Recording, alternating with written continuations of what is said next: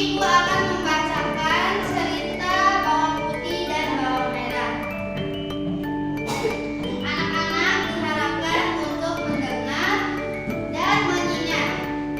Iya. Dengar ya. Iya. Pada zaman dahulu di sebuah desa ada keluarga kecil yang terdiri dari ayah, ibu, dan seorang gadis remaja yang cantik bernama Bawang Putih.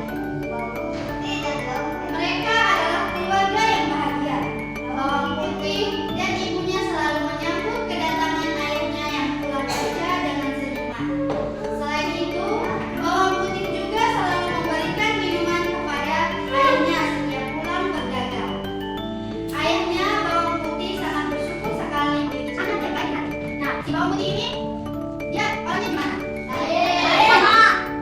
Dan ya, Bawang Putih memang gadis yang bersifat baik hati. Selain sayang pada ayahnya, kepada ibunya pun dia berlaku sama. Bawang Putih selalu membantu pekerjaan ibunya, mulai dari memberikan makan kepada hewan ternak, mencuci baju, menyiram tanaman, dan membereskan rumah. Ibu Bawang Putih sangat senang sekali pada ayahnya yang baik hati.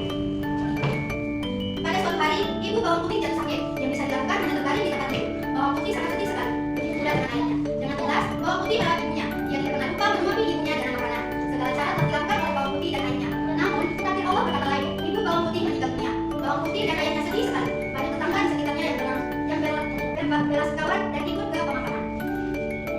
Setelah beberapa tahun berlalu, ayah Bawang Putih mengungkapkan kepada putrinya bahwa ia ingin menikah lagi. Tolong diam ya, diam ya. Ya, belajar.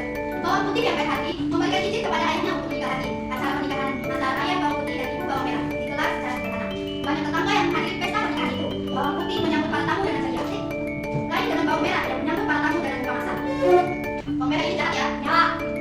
Bawang Putih sering melakukan pekerjaan berat selama tinggal bersama istri Bawang Merah.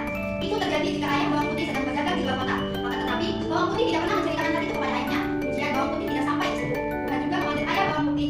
Bawang Putih sangat sedih sekali karena orang-orang yang dicintainya telah meninggal semua. Nah, Bawang Putih ini sudah meninggal ibunya dan meninggal ayahnya. Di suatu pagi yang cerah, ibu Bawang Merah menyuruh Bawang Putih untuk mencuci pakaian di sungai. Setelah sampai di sungai, Bawang Putih segera mencuci semua pakaian kotor yang dibawanya. Bawang Putih tidak